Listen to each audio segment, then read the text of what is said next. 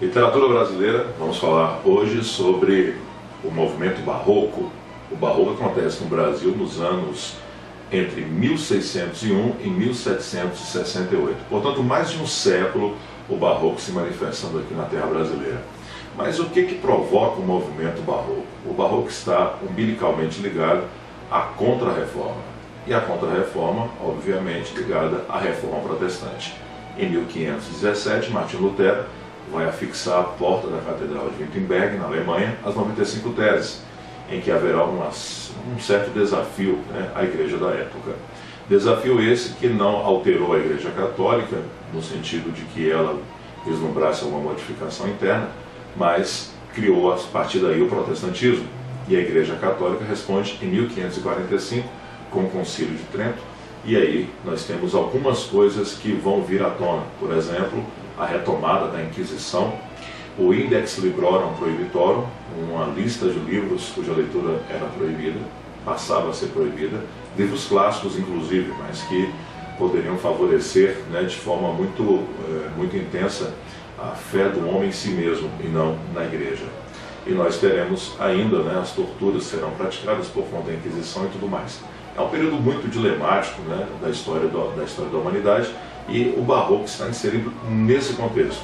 Por isso as características do barroco estão associadas a conflito, contradição, ao fusionismo, essa tentativa de unir os polos opostos. Por que isso? Nós temos que voltar um pouco no tempo e pensar que o barroco sucede ao Renascimento. Renascimento, o valor antropocêntrico, as conquistas, até as descobertas marítimas e tudo mais. E você tem que pensar num cara como Leonardo da Vinci, grande Leonardo da Vinci. Pós Leonardo da Vinci, o que se pensava? O homem iria produzir muito mais, mas a questão é que a igreja ela vai responder com a Contra-Reforma, forçando a Idade Média a casar-se com o Renascimento. Não dá para apagar o Renascimento, mas eu posso tentar frear um pouco isso daí. É a proposta da igreja. Portanto, você tem que associar sempre. O barroco está ligado ao conflito, esse conflito por conta da Reforma e da Contra-Reforma. Quem são os principais autores do barroco no Brasil? Nós temos o padre Antônio Vieira e temos também Gregório de Matos e Guerra. O padre Vieira, você sabe que ele era especialista na sermonística, é o sermão, a pregação. O que é interessante, quando você vai à igreja e ouve um padre falando, ele faz uma homilia. Isso não é literatura, é na verdade algo para lhe ajudar no aspecto religioso, no aspecto relacional ou interrelacional.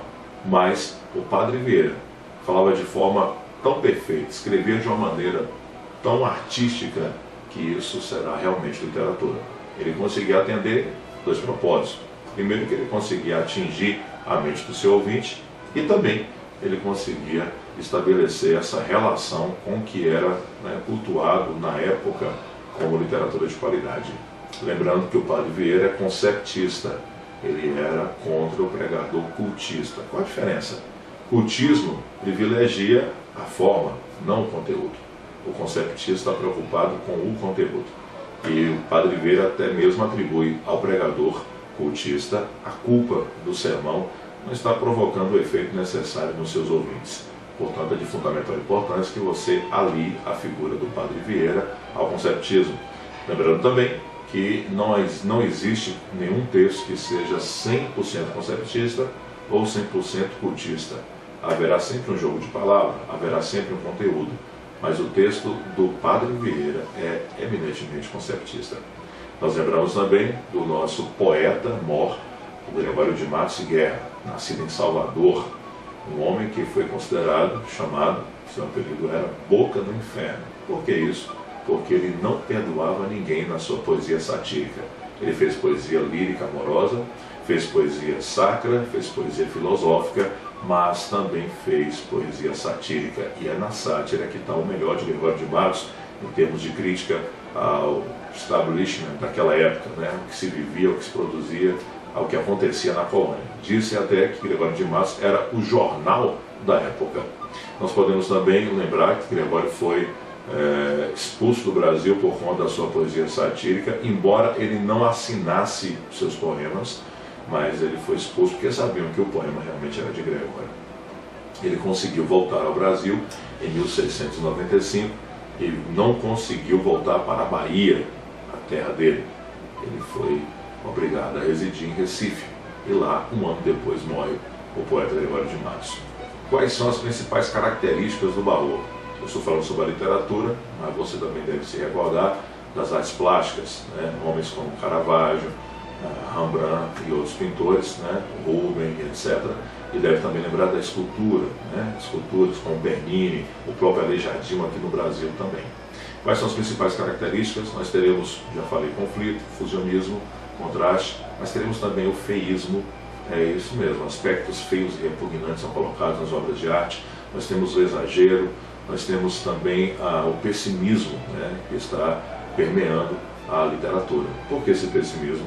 Porque, lembre-se sempre, a Idade Média é forçada a conviver com o Renascimento. Então o homem, ele é forçado a pensar nas coisas espirituais. Por isso, tudo que acontece aqui na Terra não será positivo.